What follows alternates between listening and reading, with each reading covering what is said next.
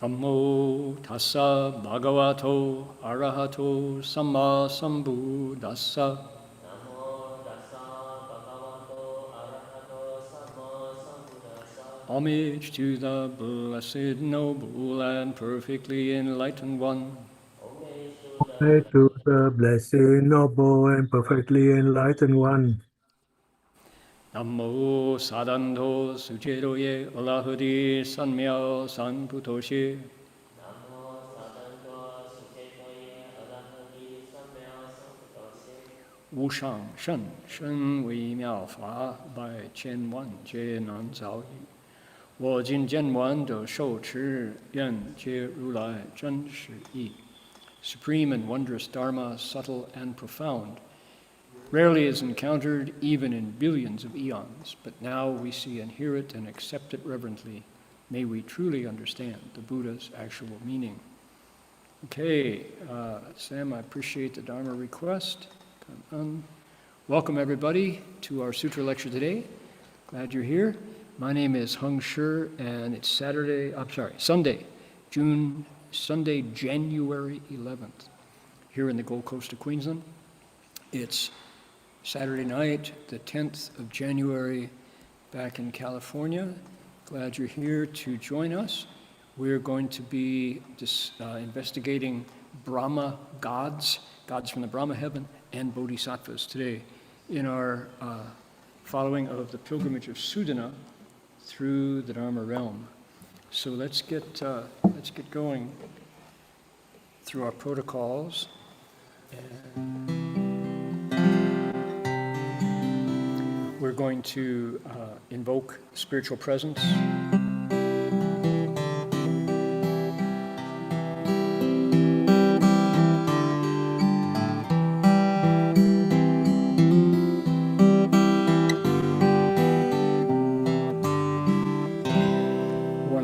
That I've got my original sound is on. Okay, here we go. Now we got to come back here. Didn't want to do that. We'll make it work here. Here we go. Right there. Full screen. Here we go. Namo Tassa.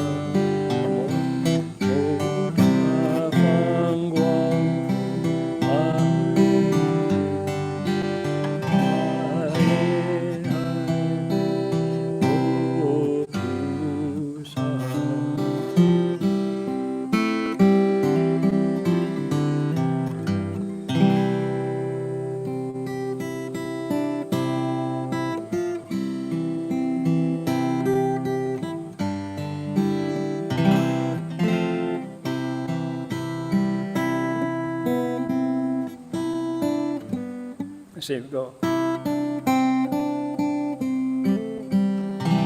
There we go.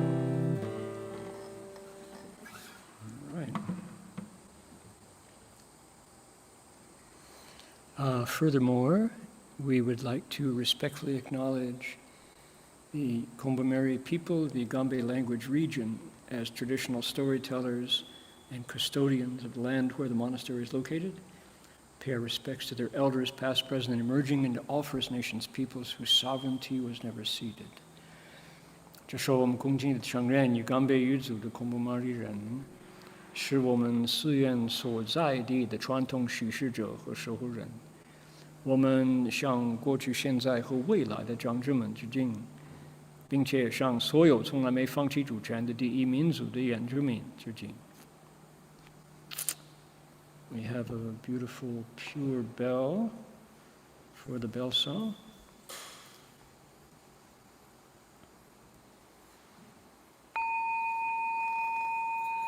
The bell sound wide resounds throughout 100,000,000 worlds. The Buddha's law is heard and spread all throughout the triple world.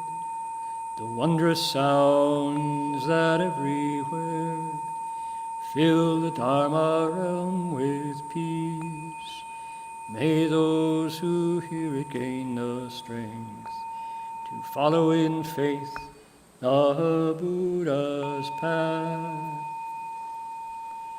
众生传3000劫内，佛法扬万亿国中，共寻其义，法界和平，利益报，贪恶厚德。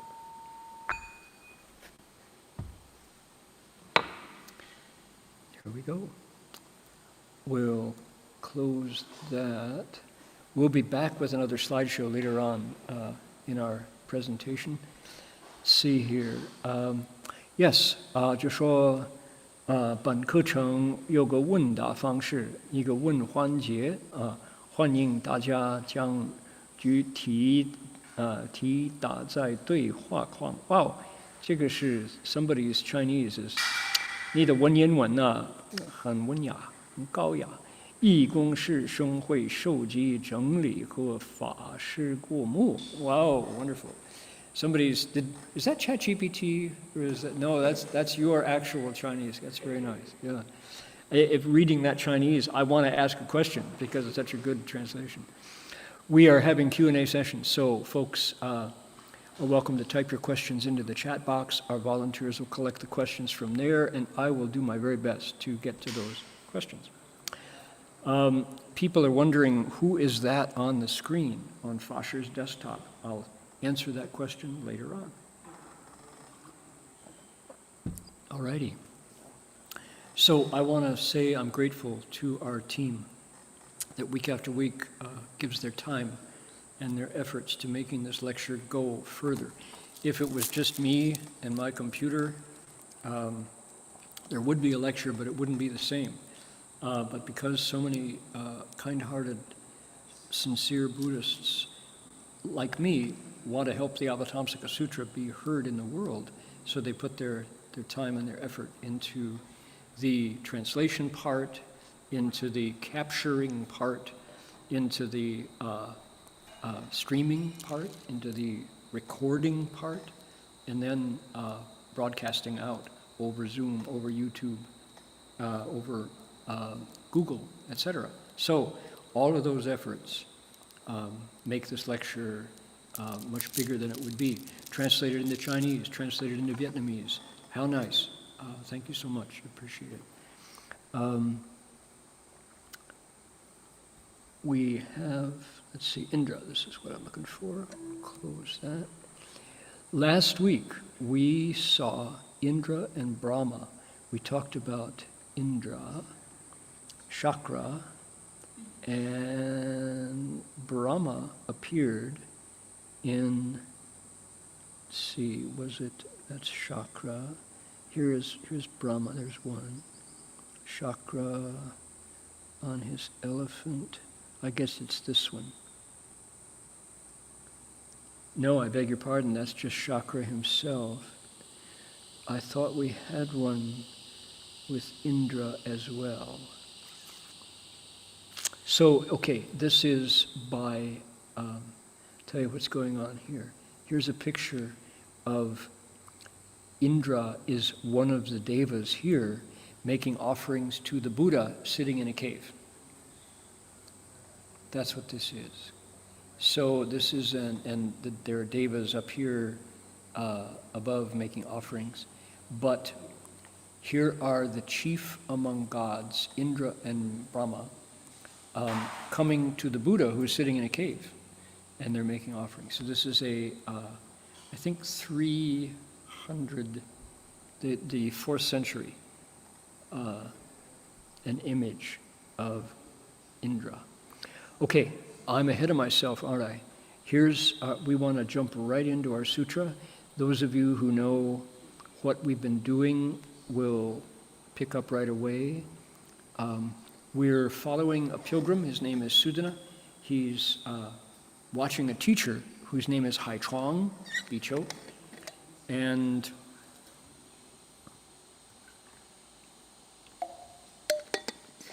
hold on.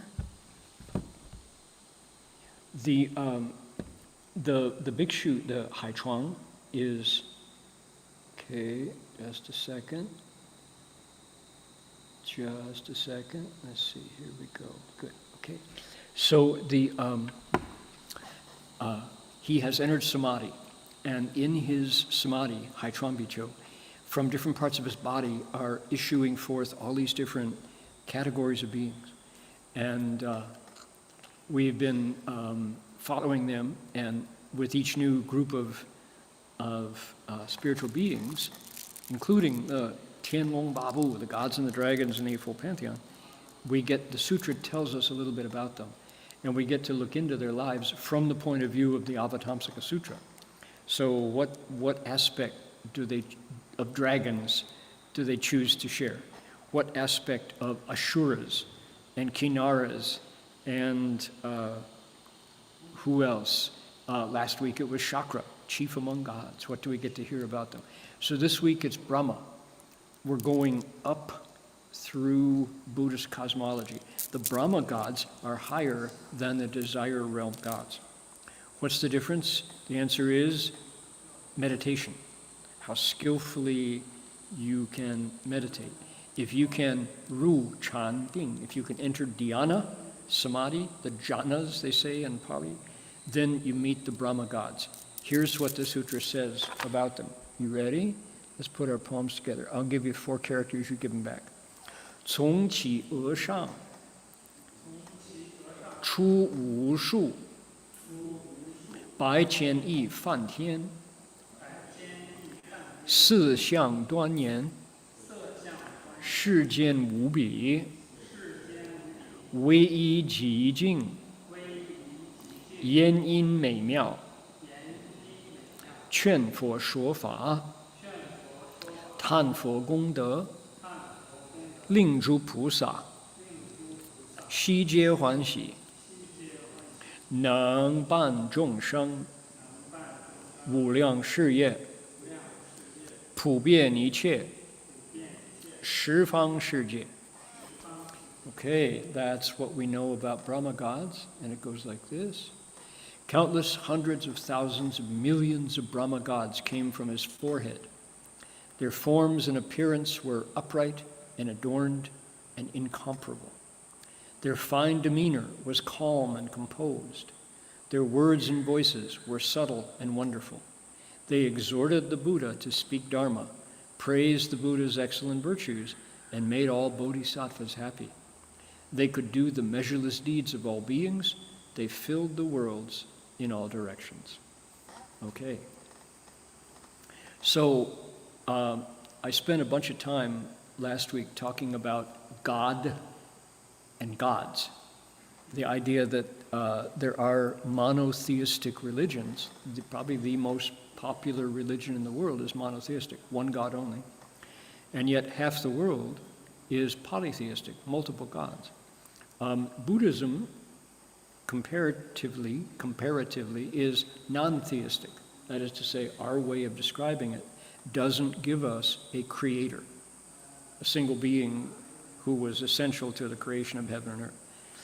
And yet, Buddhism has a big place in its teachings for gods, just not the creator God, not at the center. Gods, plural, are given the job of teachers. They're given the job of keeping order in the part of life called heavens, plural, right? But they're not central. They have a role. They're kind of like bureaucrats in some ways. And yet, that's not a small job at all. When I went to Gold Mountain Monastery and listened to Master Hsuan speak Dharma, explain sutras, that was the first time I ever heard a Buddhist teacher say, oh yes, there are lots of gods, don't go there. Don't be one. You don't want to be a god. First of all, coming from a monotheistic tradition, what are you talking about, be a god? You mean you can? You can be a god? God can be replaced? Master Hua would say, sure, cultivate your way to the heavens, not recommended. You can do it, don't do it. Unless you can, it's good. Lots of pleasure, lots and lots of delight. You get a really nice body. You live a long time. Good food, good clothes, good vehicles. You can see farther than you can here on the earth. Not recommended. Don't do it. Why not? Well, because it comes to an end. They're still mortal. You haven't left samsara. You're still in birth and death. If you can be a Buddha, why not leave samsara entirely? We're like, oh, well, that never occurred to me. So lots of rethinking about my life vis-a-vis the options. So here in the Avatamsaka's Dharma realm, you can be a god.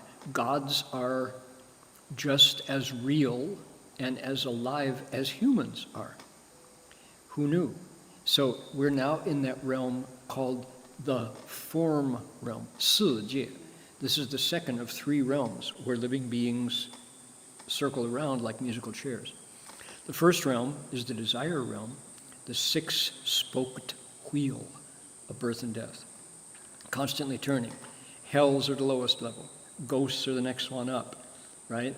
Then animals is the third level. We interact with the animal level. Humans is the next one. Asuras is the next one. Then we get the devas, the heavens. Now, to go into the heaven realm where we are right now, it divides further into three, subdivides. There are 6 heavens in the desire realm. There are, depending on how you count, 15, 16, or 17, sometimes 18 levels in the Brahma realm, and then 4 in the realm called formless. When you get out of the sub-levels of heavens, you have ended birth and death. That's where arhats come from. And then arhats go up, and then bodhisattvas, and then Buddhas. Okay, we left out Pracheka Buddhas, but there's four realms out of samsara that the Buddha described. So here we are in the form realm. It's number 2 out of 3 realms. They're called Brahma gods. How do you become a Brahma god? The answer, enter dhyana samadhi. Cultivate your meditation until you koi ru chan ding. Chan, our word chan, the Chan school, Zen school, that's the word. That's the word we're looking for, dhyana. So, how do you enter dhyana? How do you ru ding? How do you cultivate to the dhyana level? Master Hua would say almost anyone can. Pretty much anybody can. The question is desire. How do you deal with your 6 senses? Do they move in front of sensory input? If so, another day for you. You won't get to the dhyanas this day. But if you can make your 6 senses very mellow so they don't jump at desire and they don't react against desire either. They're very pingdong, very even and smooth. You can quickly, as you're meditating, have that kind of harmony of body, mind, and spirit, where everything goes, because I got a guitar here. Here's dhyana samadhi. It's the 2nd octave. Right? This is ordinary duality. Here's dhyana samadhi.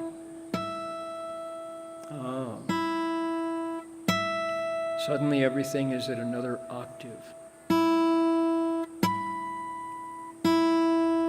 Ordinary, dhyana.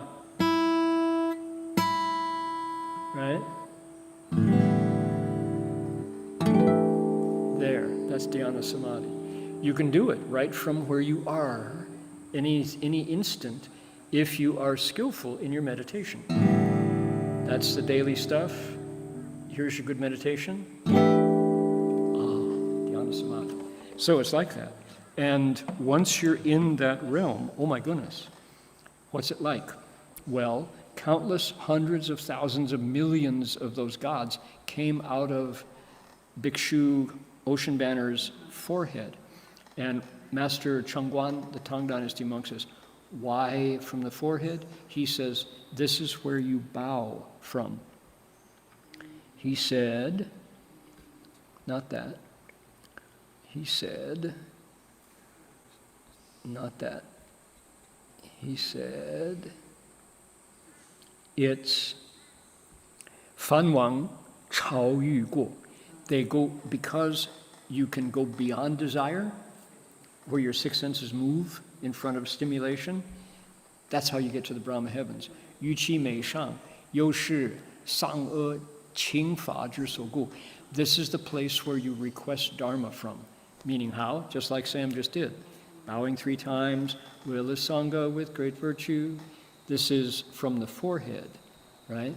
So from bowing, the place for prostration and requesting Dharma transcends desire like the Brahma king. Chu fan wang.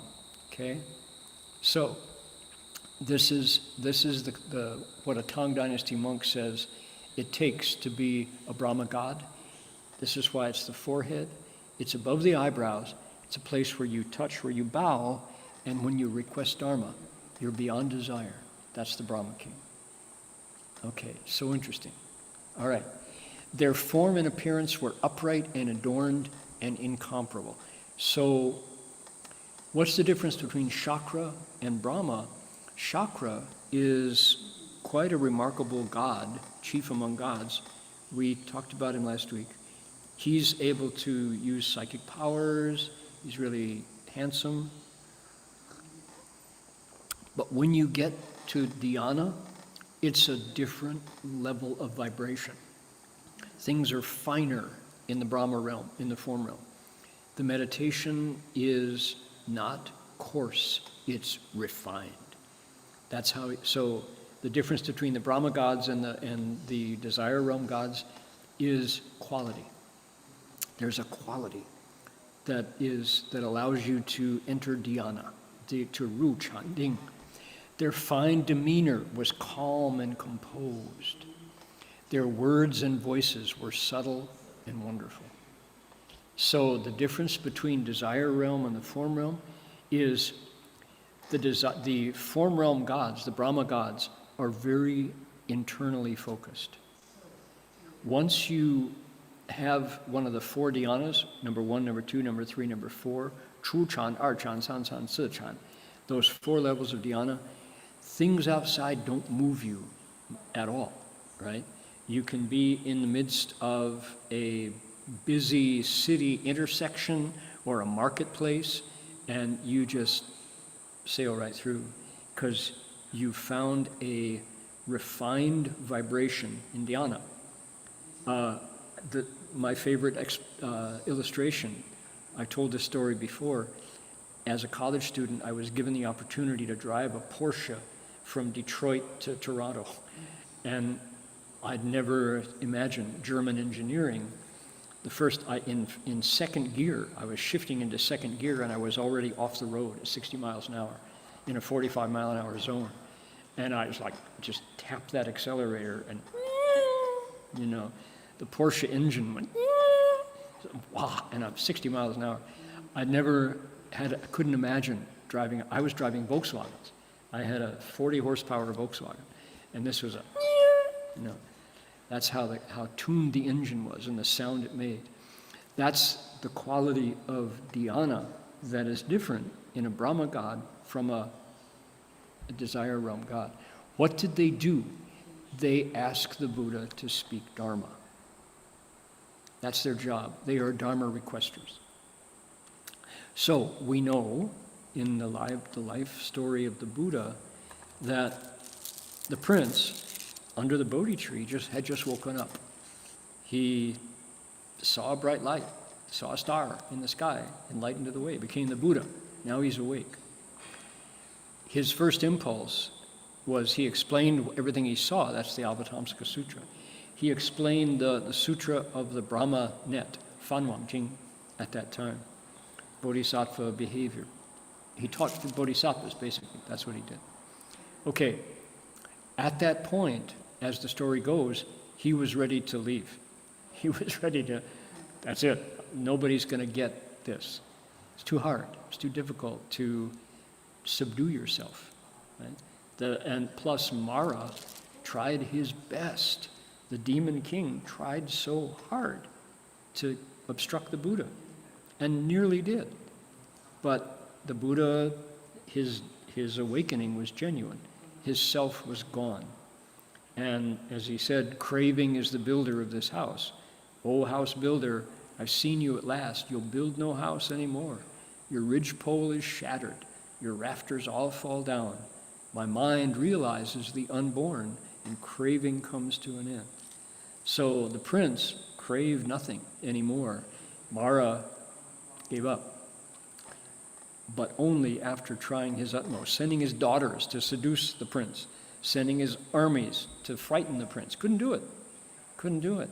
Challenging the prince, says, who says you're enlightened? The Buddha touched the earth and said, the earth is my witness. And the earth shook, right? So those are the tests of the newly awakened prince. So at that point, the prince said, okay, I've explained the Avatamsaka Sutra, I've taught you the Dharma realm, I've laid out the Bodhisattva path, bye-bye, I'm gone. And right at that point, the Brahma gods came down again and said, dear sir, please do not forget living beings who are suffering. You have made vows to teach living beings, don't quit. Please speak the Dharma. Please stick around, save us, we need you. All right? So the Buddha walked around the tree for 21 days. No, it's too, nobody's gonna. And they continued to exhort the Buddha to speak the Dharma. When else did this happen? You know the story of the four messengers. When the prince finally got out of his dad's palace and went out into the city with his chariot driver, Chana, right? And in succession saw old age, sickness, and death at the three gates of the city. He went to the fourth gate of the city and he saw a cultivator. He saw a cultivator of the way. The story goes that was a Brahma god who had disguised himself as a mendicant, as a cultivator, a sannyasin perhaps, or maybe a swami. In any case, he caught the Buddha's attention, caught the prince's attention, and was believable and said, you will follow me to cultivate the way, follow me. And in a dialogue with the prince, convinced him that he could end birth and death if he cultivated. So again, exhorted the Buddha to speak the Dharma, right? What's the Chinese? Let's see here. 劝佛说法, right? 劝佛说法. So that's another example of Brahma gods showing up and telling him not to forget his vows. So this is an important role. Now, we're going to find out later on in this very same text right here that they come down and tell Sudana. They also exhort Sudana. Sudana has doubts, which is one of the cool parts of his pilgrimage, that he's really human. Our young man is not like entirely heroic, right? He is afraid. He's human. And at that point, one of the teachers is really scary. Several of them are. And the Brahma gods come down and again tell him, oh, no, big mistake, big mistake. This is a true, good, and wise advisor. Don't quit, don't quit. Jayo, jayo, they say. And Sudana believes them because These Brahma gods are incredibly adorned, as they say, upright and adorned, meaning they're beautiful, they're handsome, they're fine. They're like the most convincing person you've ever seen. And you want to believe them because they're calm and composed. Their voices are wonderful to listen to.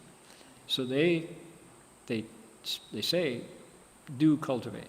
Then they say, oh, the Buddha's virtues are superb. Why? Where are they coming from?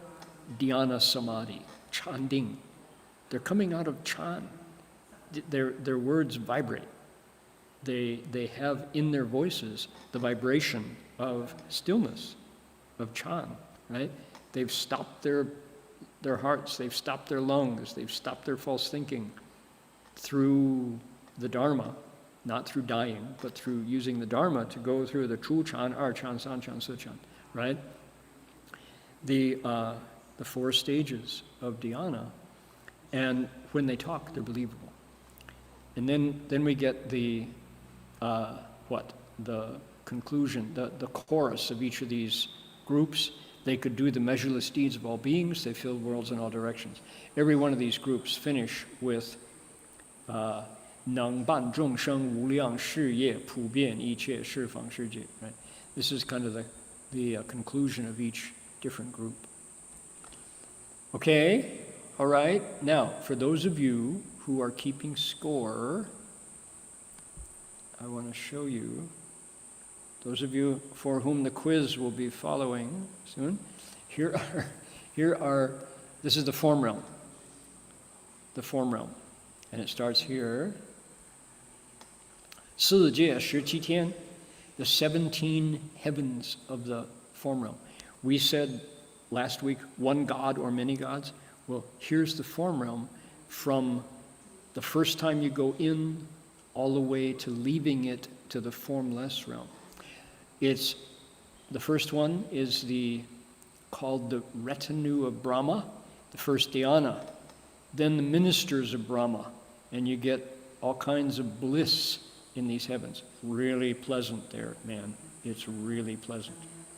You get the Da Fan Tian, Cliff, for the translator, I've got the Chinese here. All right. Maybe we'll, instead of the Pali, here I've got the Pali and some notes. Okay, we'll go through the Chinese first.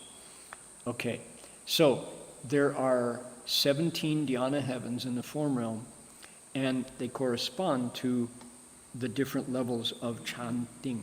Okay, the first dhyana, if you enter Chu Chan, where it's called the Li Sheng Xi Le Di, it's a stage of happiness beyond what ordinary we living beings can experience. They say better than sex, better than food, better than alcohol, better than drugs.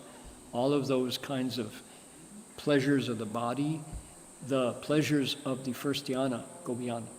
Fan Zhong Tian, heaven of the Brahma heaven's counselors.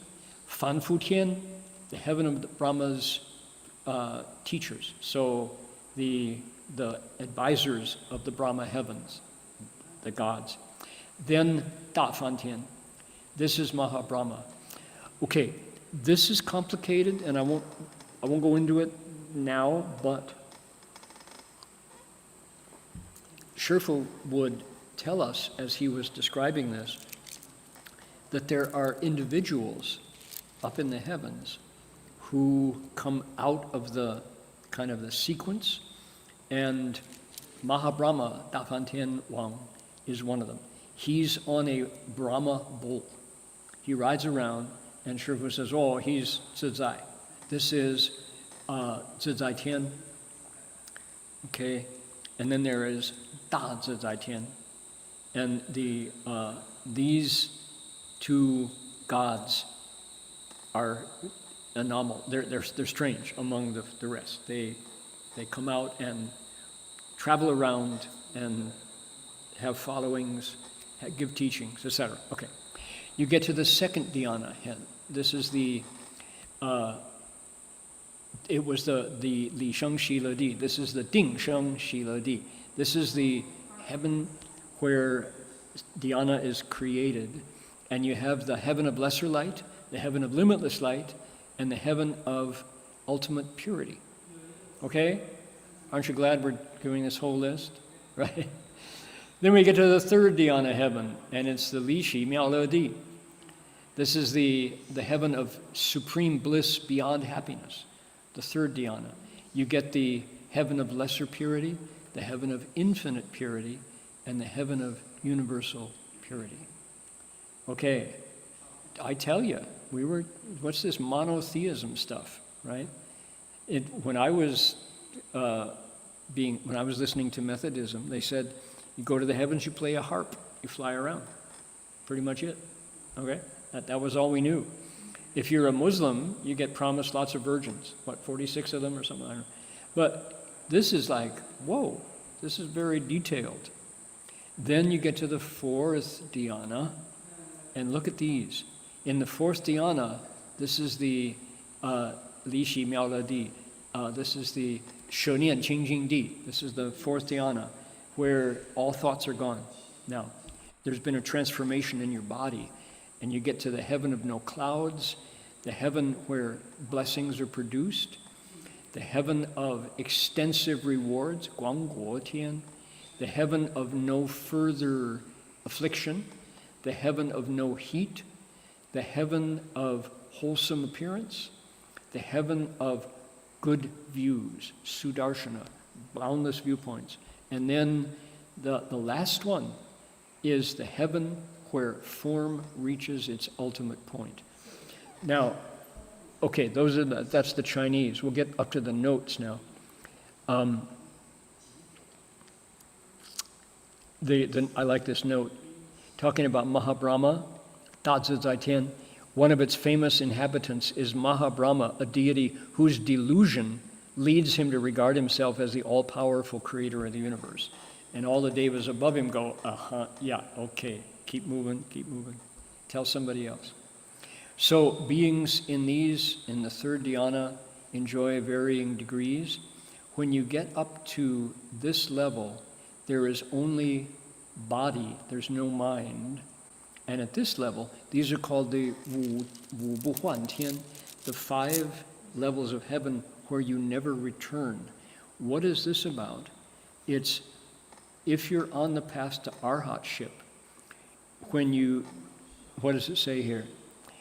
Only those arhats who never return, anagaman, they are reborn here, and they have to wait through a period of time while their karma is being cleared out before they realize the 4th stage of arhatship.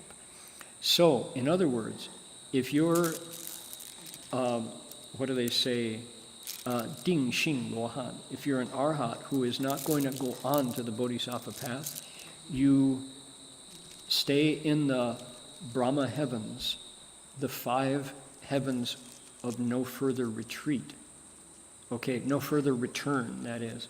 Wu Bu Huan Tian, you never come back into rebirth, but you're not quite an arhat yet. And this is where you stay. So there's all these different teachings about the Brahma realm. These are the devas who can teach Dharma. They can speak to the print. They can speak to cultivators along the way. And the Avatamsaka Sutra says they are incredibly handsome. They're really divine. Okay? So, and then Shifu would come in and say, don't go there. Not recommended. But you want to know about it. It's definitely a neighborhood. So, what's it like? There's probably a good analogy. So, every year, the San Francisco Chronicle publishes an article about the most expensive zip codes in America. They do it by zip codes. So what is zip code? Zip code is your mailing address, right? Here in the Gold Coast, it's 4213. We're here in Majuraba. The Berkeley zip code is 94703. And it's a way that the US government at one point gave the post office the job of dividing up the entire country according to mailing zip code, called it. So the Chronicle runs a story, and it says, where is the most expensive? And they do it by, I don't know, by income or by real estate cost. What does a house there cost? That sort of thing. And at one point, Northern California, the Bay Area, had like 5 of the top 10 most expensive zip codes. You would think maybe Los Angeles, Beverly Hills, or where else? Hollywood. Nope. Northern California. Why? Silicon Valley. One word, Silicon Valley. So Microsoft, think Apple, right? So where were they? Well, the number one was usually Marin County, but that's, you leave San Francisco, go across the Golden Gate Bridge north, Marin County, Sonoma County, Mendocino County, city of 10,000 Buddhas, right? So recently, it's been south. It's been Atherton. The town called Atherton is on what's known as the peninsula. So in other words, from San Francisco, you drive south, and the towns in there include towns like Woodside, for example, where Steve Jobs lived for a while. These are towns that when you drive by the homes of the people who live there, you can understand how there could be different levels of heavens. Because the size of the houses, the size of the fences outside the houses, and the security systems on those fences, you can only see through where the road leads back through the woods to a house that you can't see from the highway. This is where the devas among humans live, according to the highest income. You would think it would be New York City, maybe, right? Or some of the suburbs outside of New York. No, it's Northern California, where the employees of Apple and Adobe and places and companies like that live. So indeed, when you drive through these towns, on the way to Redwood Vihara, you have to go through the town of Saratoga. Saratoga is, if you go on the Saratoga-Sunnyvale Road south, you ride by Apple Computer, where the buildings used to be. They moved to their new campus. But Saratoga is a town where if you want to get a meal, if you want to pull off the road and get a meal, number one, you can't without a reservation. You can't just drop in at these restaurants. Too expensive, too fancy, too exclusive. Then if you get a reservation, the meal is going to cost you $100 base. To get out with a hamburger and a Coke for yourself and for a friend is going to be $100. That's, So this is the equivalent of the Brahma realm above the desire realm, right? Even among humans, there are environments where to park your car and get out of the car and walk around in the streets, you recognize a difference. Everybody's wearing different clothes. To eat food here costs more than down the road, right? And what do you see on the streets of Saratoga? You see boutiques where they're selling artworks, they're selling sculptures, they're selling experiences, right? Things like that. So what's the difference between them? Well, in a word, from using Buddhist vocabulary, you'd say blessings. Fu qi, fu bao, right? These are different kinds of blessings where the simple things of life, clothes, food, and shelter, are higher quality and more expensive. Likewise, in the heavens, depending on the blessings you have, as you go up, your experiences are different. Your lifespan is longer. Your functions as a deva, the way you travel through the air, the the way you can meditate, the obstacles that you have, and the quality of life that you have. The obstacles are fewer, the quality of life is more. However, as Shifu would say, mortality is still there, birth and death is still there.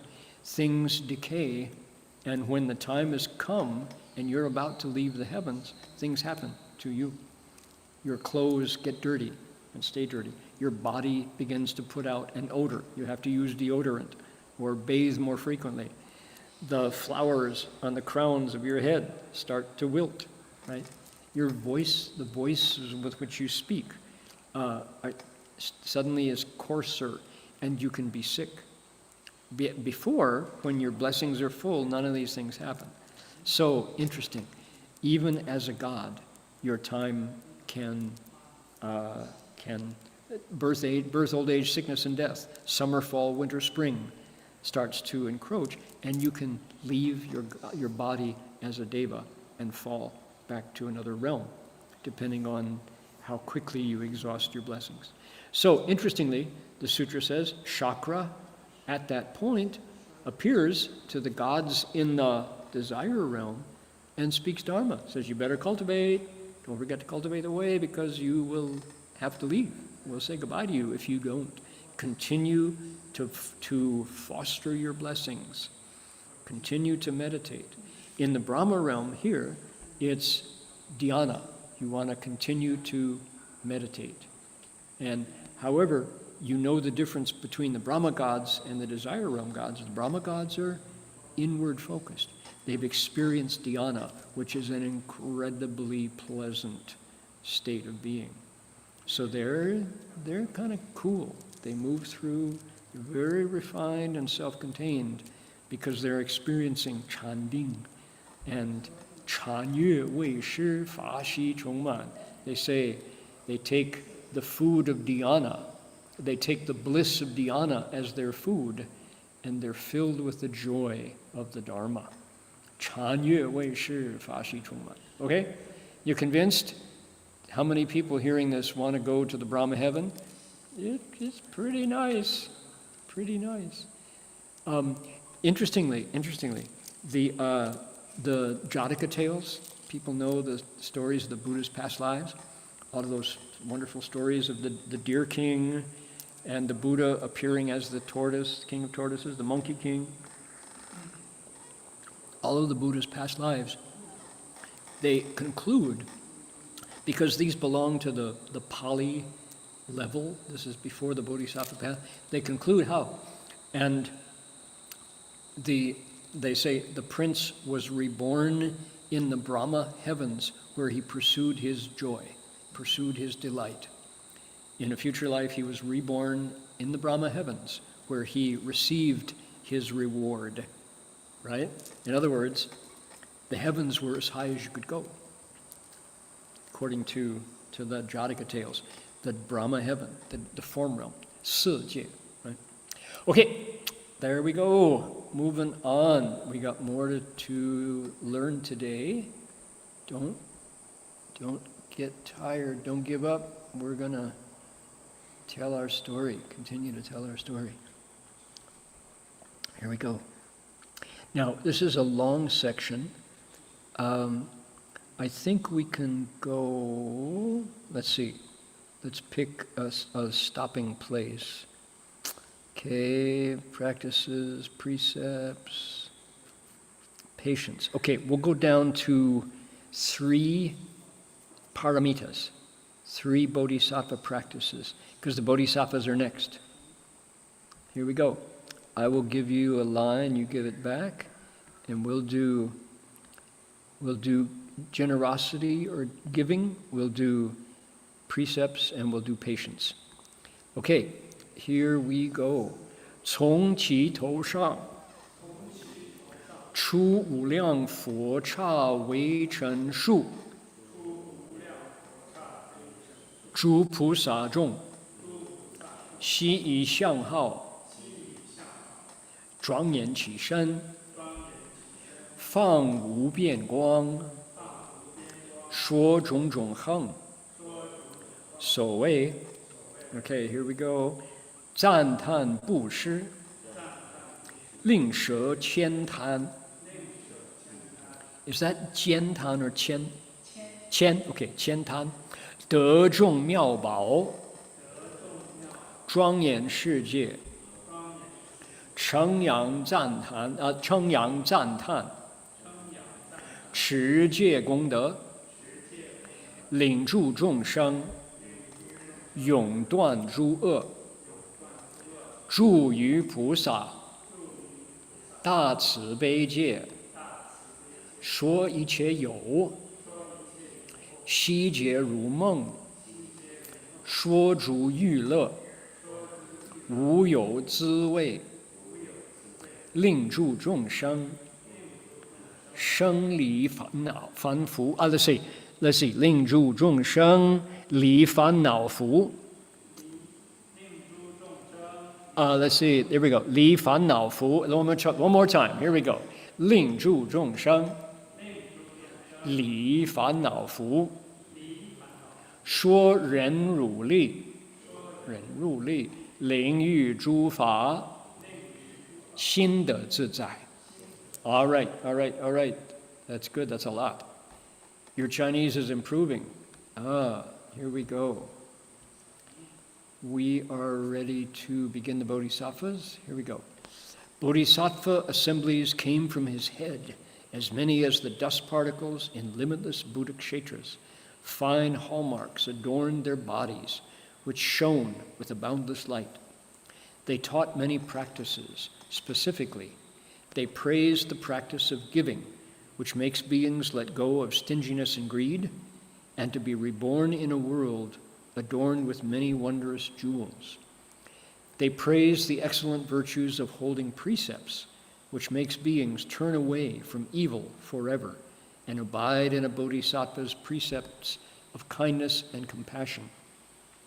They spoke of the stages of existence as a dream. They spoke of how desires and delights are flavorless, which makes beings leave the bonds of affliction. They spoke of the power of patience under insult, which gives them mastery amid dharmas. Here we go. Okay, thank you. Okay, so this bodhisattvas, this is the next group coming out of the dhyana, of the samadhi of the bhikshu whose name is Ocean Banner, Haitron Bicho. And it's a fairly long section. I'll show you, this is the part we read. It follows up with these many down to here. So we got another entire page. Okay, that 1, 2, 3, 4, 5, 6, 7, 8 more paragraphs. So it's a long section about bodhisattvas, and no surprise because the Avatamsaka Sutra is the premier vehicle for explaining bodhisattva path. So this is kind of home base for the Avatamsaka. And it's the longest one so far out of all the different, there are 14 assemblies, 14 different groups that come out of this samadhi. This is number 13. The next one to come is the Tathagatas, the Buddhas, and that's longer still than this, but this is a long one. And yet, even so, what's it talking about? It's talking about paramitas.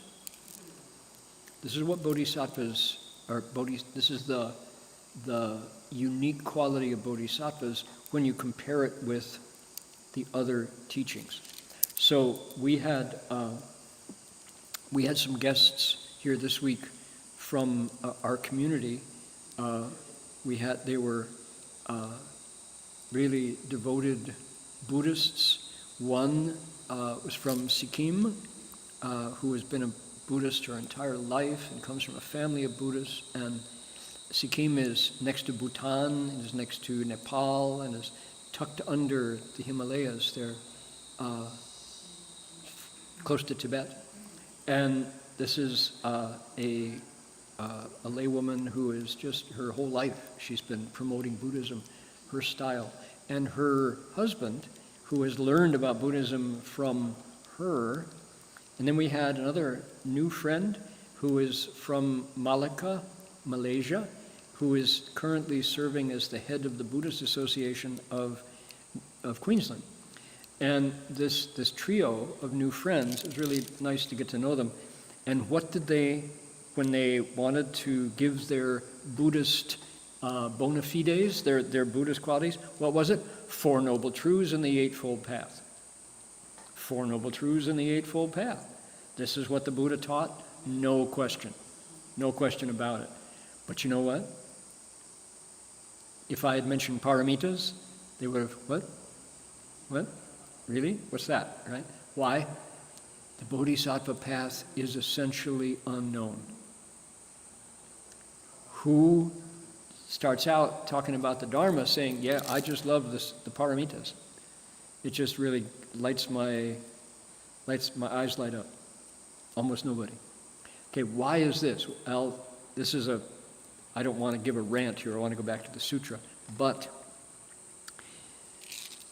if you, in college, studied world religions, the teacher, almost without exception, recommended several books that talked about Buddhism as a religion and what do Buddhists know? Buddhists know the 4 Noble Truths. And depending on how they presented it, the first Noble Truth is the Noble Truth of ku, suffering. What do Buddhists say? Life is suffering. Oh, that's not very attractive. What else is there? Can I learn about Islam instead? Right? So often that's it. And we have to somehow, and then if it was a refined version, they said, no, it's not so much that life is suffering, it's that life in a human body is unsatisfying. Oh, well, I can affirm that. I guarantee that's my own experience. Not that it's suffering. Life is kind of good. I kick back with my mates. I get 6 cold ones down to the beach, 6 tinnies and a surfboard. We're good, right? What are you talking about suffering? You Buddhists are just a lot of negative pessimists, right? Buddhism, I don't know. So, 4 Noble Truths, Eightfold Path. Okay.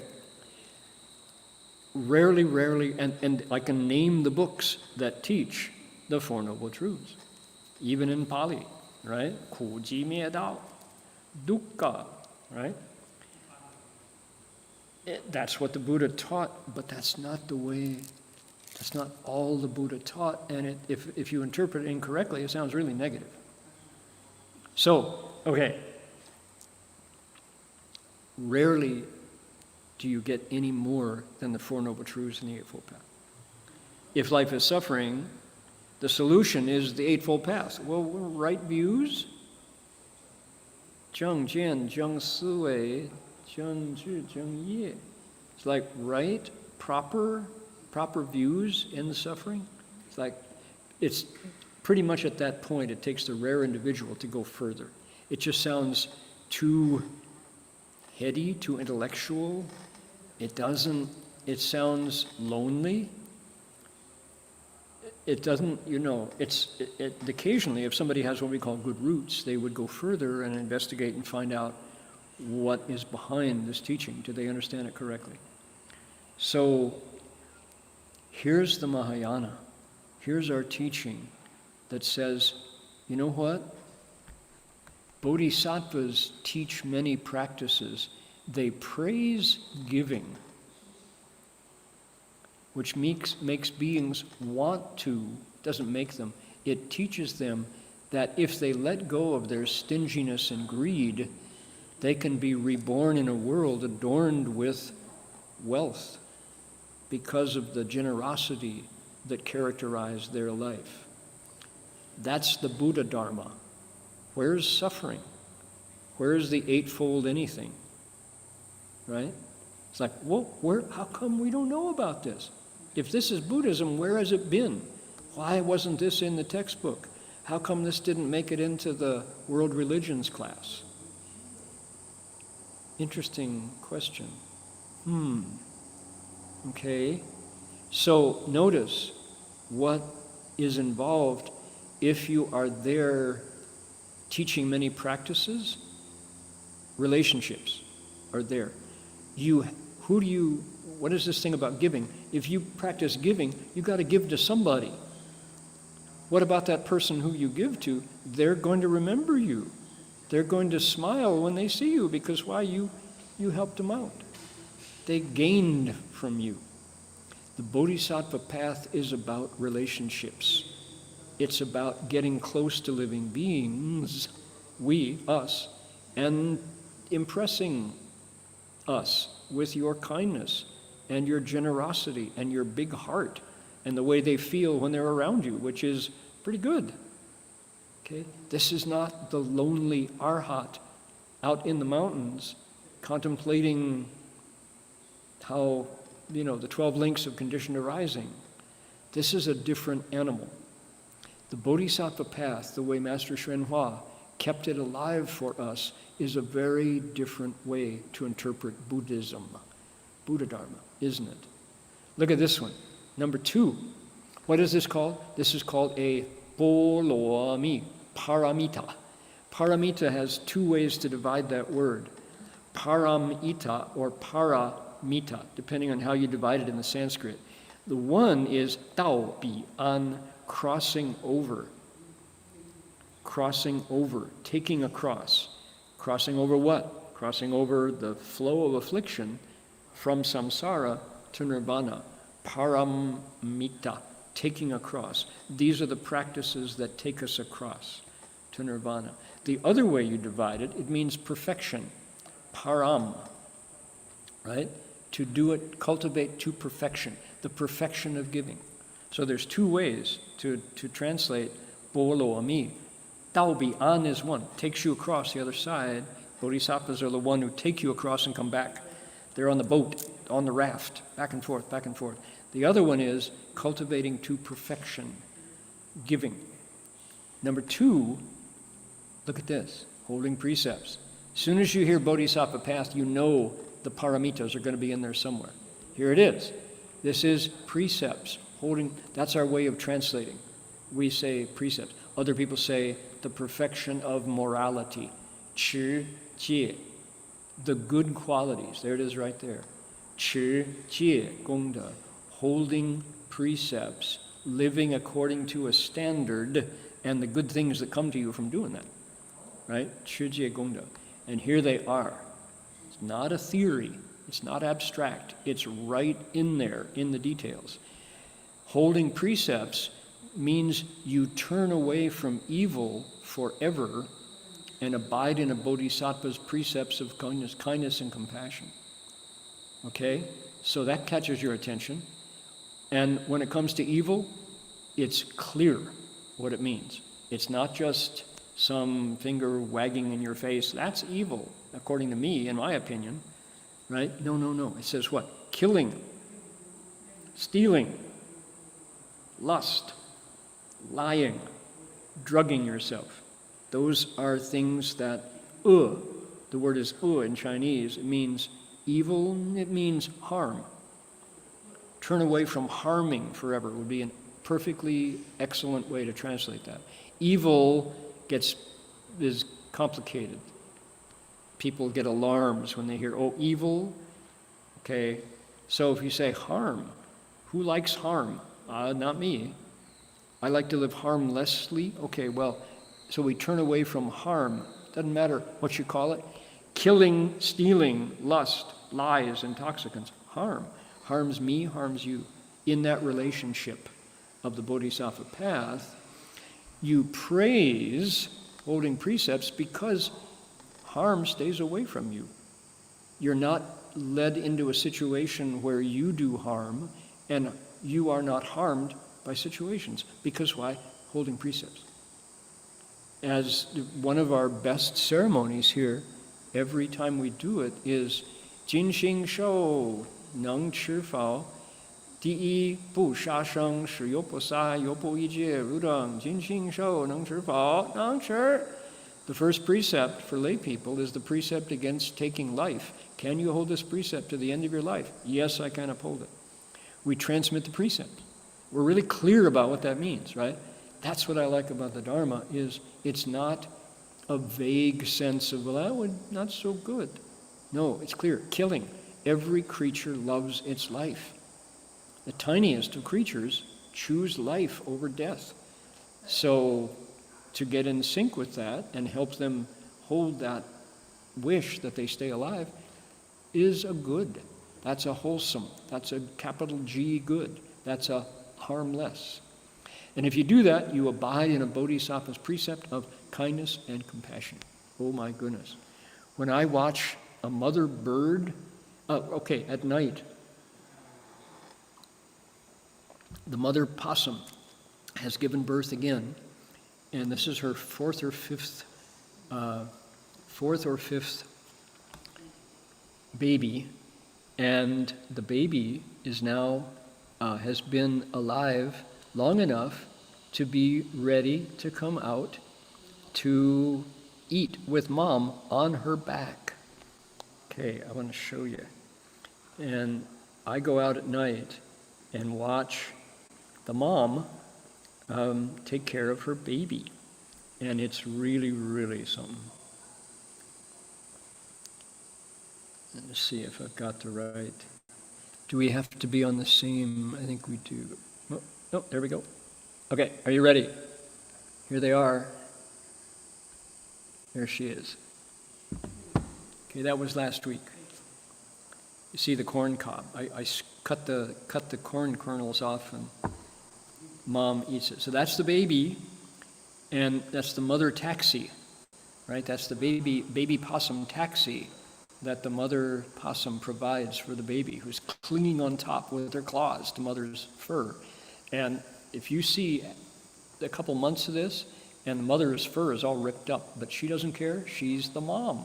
That's what she does. So every creature loves their life. There's just no doubt about it.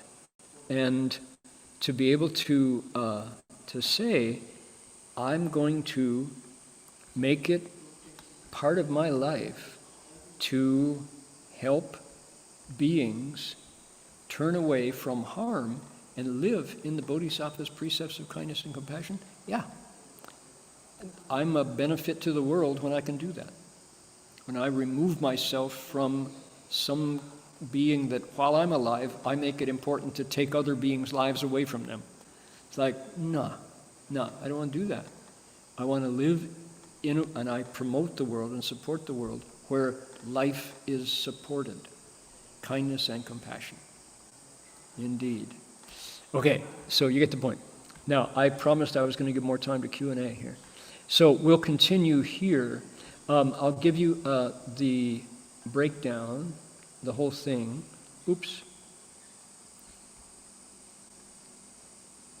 Put that away, please. There we go. Okay, take a look. Here. Here's the 10. The 10 paramitas. You can see them all. We're going to go through them all. Giving, also known as generosity. Virtue, also known as precepts. Patience. That's the next one to come up next week. Then there's vigor, also known as strength. Virya. Number 5, chan, dhyana. Number 6 is wisdom, prajna. Okay? But then, because this is the Avatamsaka Sutra, there are 4 more. There's not just 6. Usually there's 6. The Avatamsaka has 4 more. Upaya, fangbian, expedient skills. Yuan, pranidhana, strength, li, bala, right? And then knowledge, zhi, jnana. Here's the teaching, number 7, the expedient skills. 此方便波罗蜜即为第7种波罗蜜，即以种种间接开源方便的方法来引发众生的智慧。You promote living beings' wisdom with special skills as the opportunity arises. Okay, number 8 is vows. Chang fa yuan xin. You're always making vows.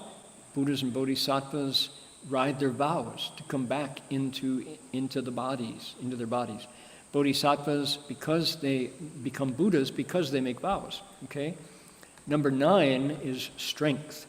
培养实践我所发这个善愿的力量, the strength of the vows that you make 而且具有辨别正之见. This also lets you clearly distinguish right from wrong, good from evil, straight from crooked. Okay, that's the strength. And then wisdom, the last are knowledge, jnana, paramita. You can understand 能了知一切法的智慧. Wisdom that helps you understand all the Dharma. Okay, so those are the 4 that add on to the 10. So we'll be proceeding into those next week. Here we go. Okay, start. Here we go. And share it with me. There we go.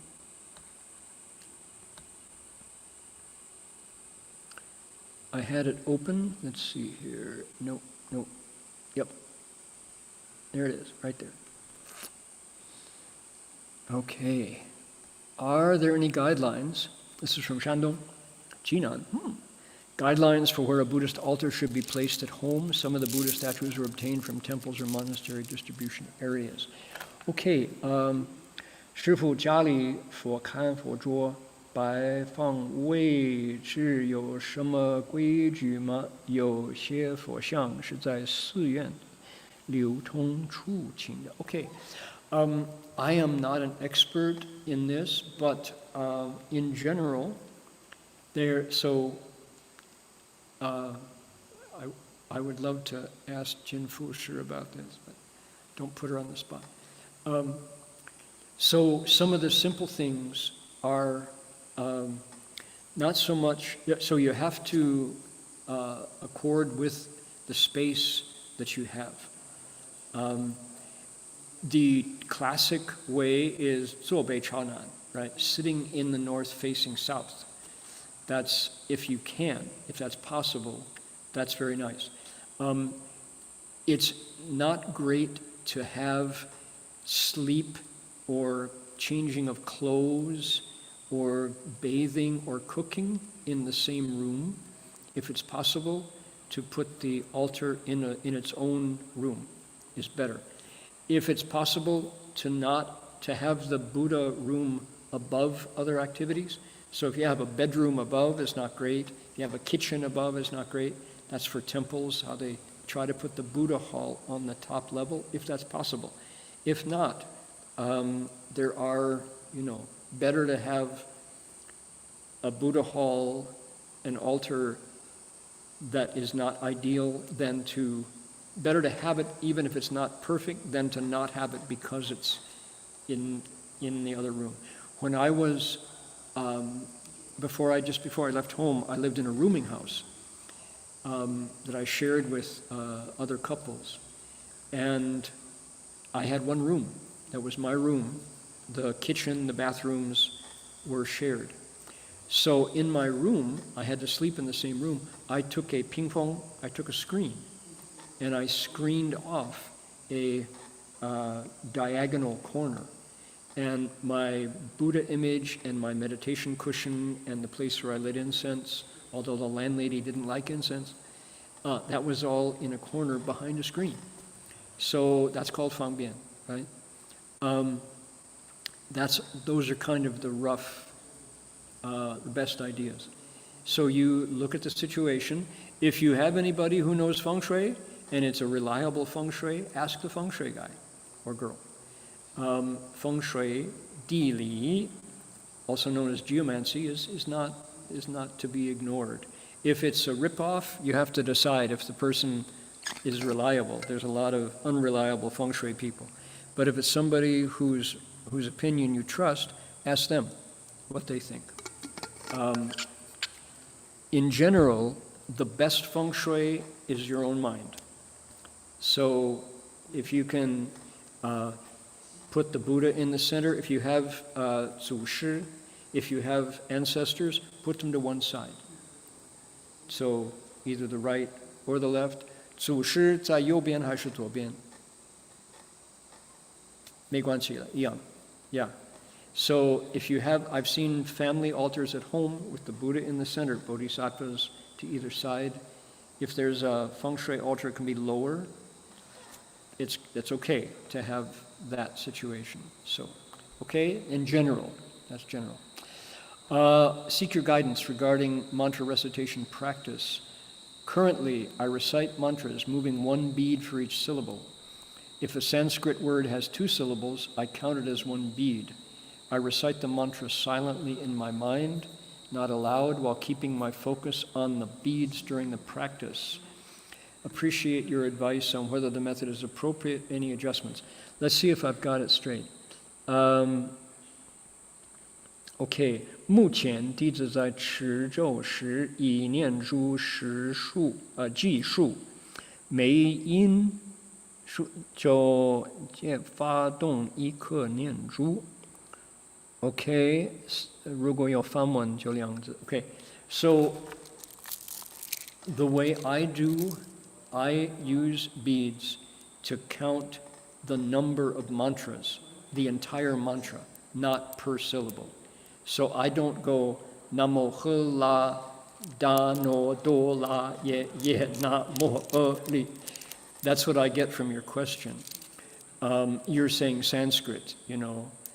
Namo Tassa Bhagavato Arahato Samma. No, too many.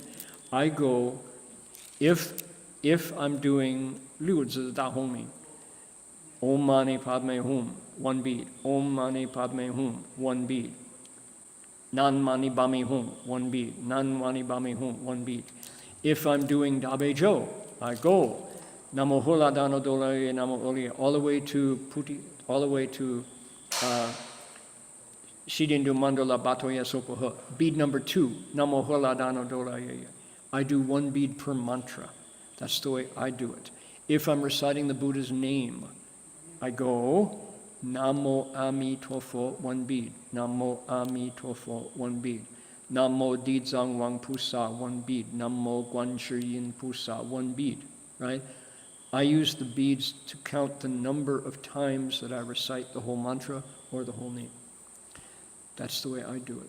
Your method of counting each syllable with 1 bead, I'm not familiar with that. If it works for you, go ahead. There is no, this is Fa Wu Ding Fa, right? What are the beads there for? The beads are there to keep track. Maybe you made a vow to do 108 Ba Bian, 108 of one or the other. That's up to you. The other thing that the beads do is they remind you that you are reciting. They help you bring your mind back if your mind wanders. That's another thing that they do. I have known cultivators. There's a bhikshuni in Taiwan whom Shifu really praised, who never used beads, and she always knew exactly which mantra number she was on.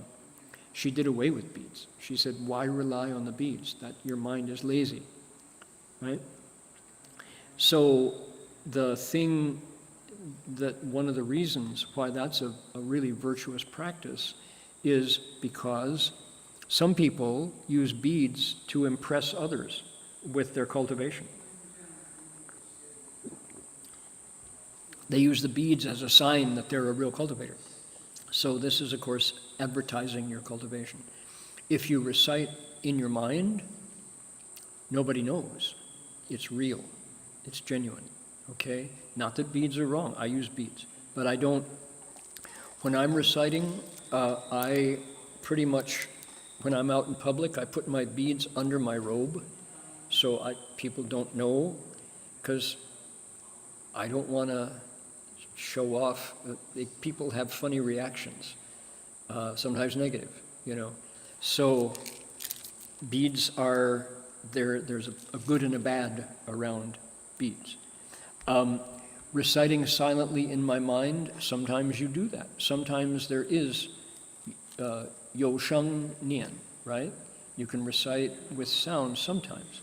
So my point is, your method, if it works for you, is fine. Understand that there are other ways to do it. Okay? I respectfully pay homage. Okay, here, let's see. For a lay Buddhist practitioner, how many times per day is it best to recite the Shurangama mantra in its full length. Okay, the answer, and this is not I'm not discounting your question, but the answer is it's up to you. I knew a worthy monk named Master Mingyang, Shangming Xiayang Dahashang, Mingyang Dahashang, from Longhua Si in Shanghai and Guangji Si in Beijing. And Master Mingyang made a vow that every single day he was going to recite the Shurangama mantra 5 times. And I know there are people who say, 5 times? I do it hundreds of times. He did it 5 times every single day. And Master Mingyang was a very busy monk.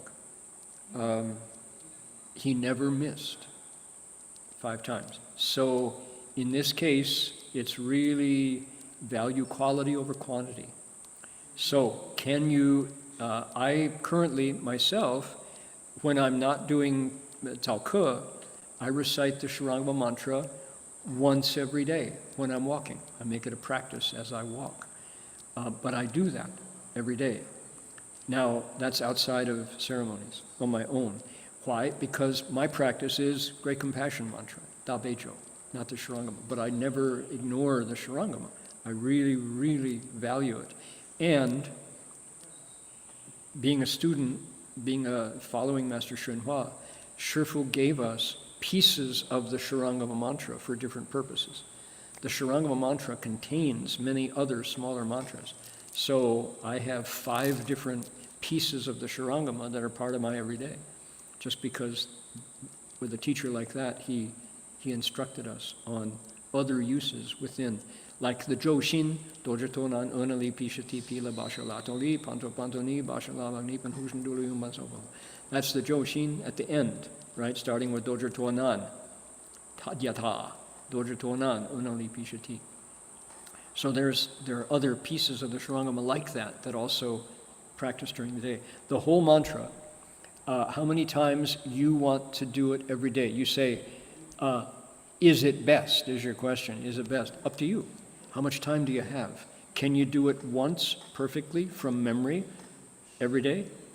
Gongda Wuliang. You do it 5 times, do it 7 times, do it 21 times, do it 49 times, do it 108 times. If you have all that time to do it, great. Here at the Gokostama realm, this is Lengyan Shangsi, Shurangama Monastery. They really don't mess around when they recite the Shurangama here. They do 108, they do 24 hours, they do entire weeks, right? So it's up to you. Whichever number you decide, do it that many. Really do it. That is incredibly wonderful. To be able to meet the Shurangama, that's wonderful, right? So do your best. Okay, my grandmother gave me steam buns that contain milk powder. If I eat them, it creates bad karma with sentient beings, throwing them away, wasting food. In the end, I threw them away. How shall I resolve this properly? Okay, so I don't know where the milk powder came from that Grandma put into her baozi. The cow probably didn't die to get that milk powder. The cow was probably not harmed at all in order to get the milk. So I'm not clear where the harm comes in drinking and eating mantou or baozi that has milk powder.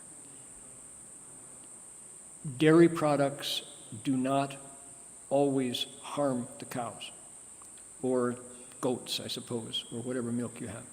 So I think you're being overly strict here, and you're certainly wasting food. There's no killing karma in using dairy products. Personally, I'm a vegan. I don't use dairy products because I prefer the quality of my meditation when I don't have milk or cheese or butter or ice cream, sadly, in my system. I substitute other kinds of milk for, like in coffee. Oat milk is my current favorite. Almond milk is not so great anymore. I don't know why almond milk has kind of gone out of favor. 行人姜, right? So there was a time when almond milk was number one best. Now oat milk has come into popularity. Soy milk is wonderful. There's other kinds of plant-based milk that if you want, take it, buy a couple, give them to grandma, see if she likes them. Maybe she prefers dairy products with cow's milk in them. I think if you tell her that she's harming you, you're throwing away food that she cooks because there's dairy in it, she may think Buddhism is crazy, right? You may not be scoring points for Buddhism by throwing away her wonderful mantou or baozi that happen to have dairy. If you choose to be a vegan and get rid of dairy products, that's a personal choice. It's not a question of precepts. Master Hua drank milk, and he encouraged his disciples who liked it to drink milk. Many people are lactose intolerant and can't drink milk. Fine, no problem. But there's no broken precept in eating baked goods that have dairy products in them. Personal choice, not a broken precept. For several years, from Hebei, my mind has frequently and involuntarily given rise to unwholesome thoughts towards others, caused me great distress. Why do such unwholesome thoughts arise? How can I prevent them from arising? Okay, 我现在在心里总是经常不由自主地对别人生产恶念，有好几年了，特别困扰我。请问法师，我为什么会产生恶念？如何阻止恶念的产生？祈求慈悲开示。Okay, really, really good question. This important question.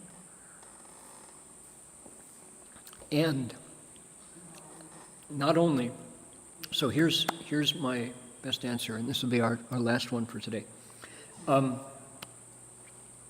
Not only do evil thoughts arise, but all kinds of thoughts arise. The fact that you know that there are evil thoughts or harmful thoughts about others means that you are paying attention to the quality of your thoughts. That's progress. That's not a bad thing, to know that you have these thoughts that you would like to change. That indicates that you have a certain amount of clarity and stillness. Otherwise, you wouldn't even recognize that those particular thoughts are harmful or what you call evil thoughts. So don't be too hard on yourself for recognizing the quality of the thoughts and then wanting to get rid of them. That's a good step. Okay. What a cultivator is paying attention to and wants to work with are thoughts altogether. Being able to recognize that thoughts are rising, okay, that's already, you're in the ballpark. You're on the path towards being able to transform thoughts. Now, why do unwholesome thoughts, or what you call evil thoughts, harmful thoughts, arise? It may well be because that particular individual has an unwholesome affinity with you. It may be related to that individual or those people. For example, there's all kinds of relationships that we have in the past. Maybe you harmed those people in the past and now you feel guilty because you know that you owe them a debt. You have harmed them in the past. Maybe those people have harmed you in the past, and you recognize them as somebody with whom you have yuan, ni yuan, right? Negative affinities. Okay, so what can you do? Here is a wonderful, effective, super powerful method that I will recommend to you. In the morning or in the evening, before you go to work or after you come home, when everything is quiet, go into your practice place, wherever that is. If you don't have an altar at home, go to the monastery or somewhere close by, a jingshe or wherever you have it. Light a stick of incense and hold it in front of the Buddha, kneel in front of the Buddha and say, I have negative affinities with this individual or these people.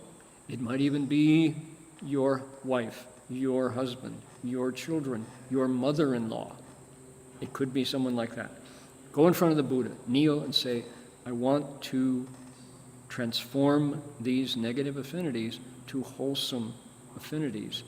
Offer the incense and start to bow. Bow to the Buddha on behalf of that person.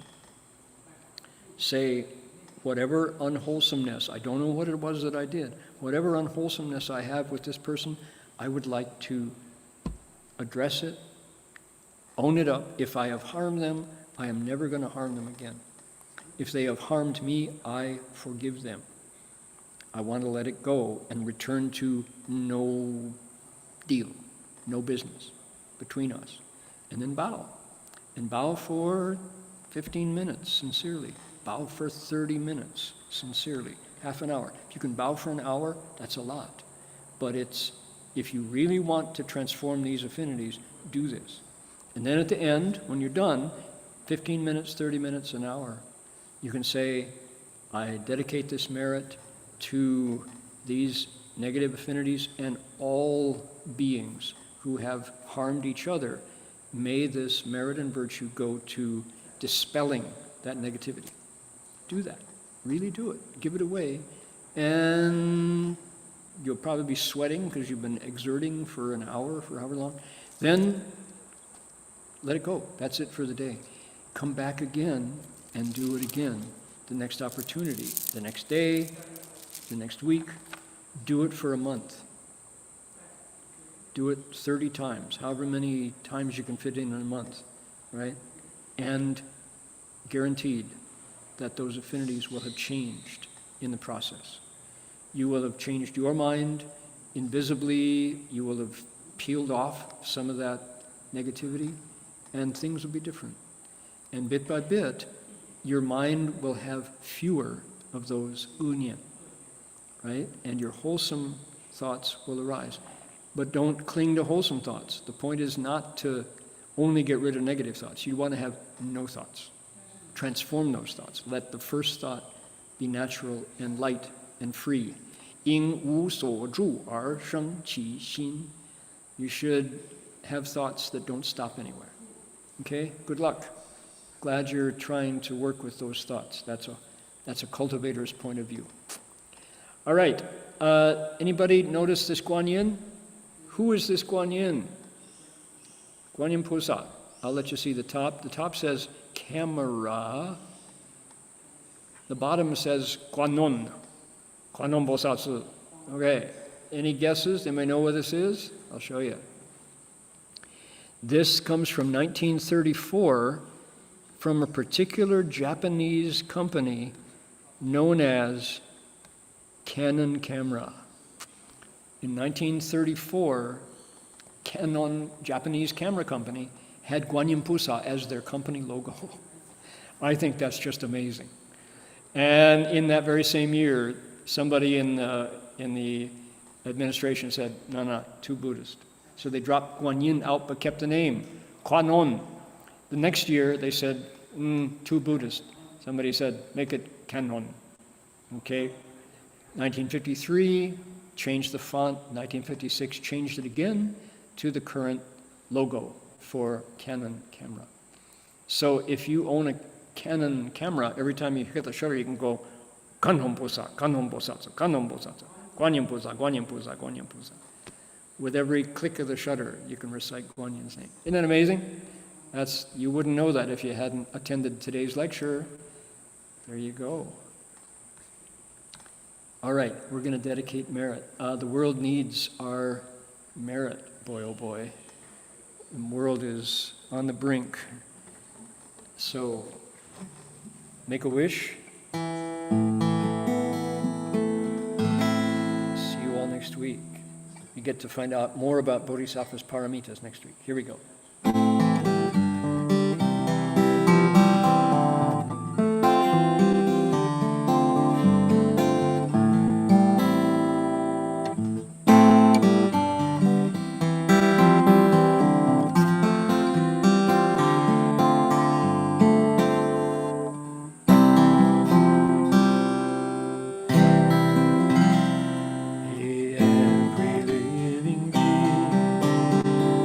minds as one and raise with light. Share the fruits of peace with hearts of goodness, luminous and bright. If people hear and see how hands and hearts can find in giving unity, may our minds awake to great compassion, wisdom, and to joy. May kindness find reward, may all who sorrow ease their grief and pain. May this boundless light dispel the darkness of our endless night. Because our hearts are one, this world of pain turns into paradise. May all become compassionate and wise. May all become compassionate and wise.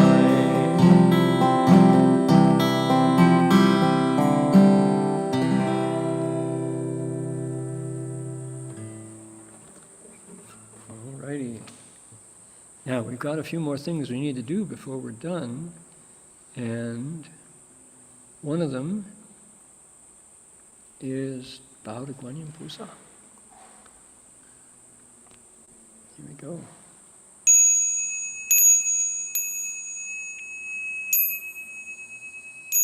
Second bow, and third bow.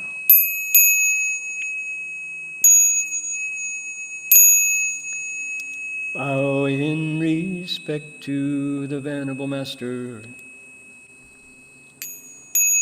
Oops, let me move this out of the way here. Hold on, there we go. And third bow.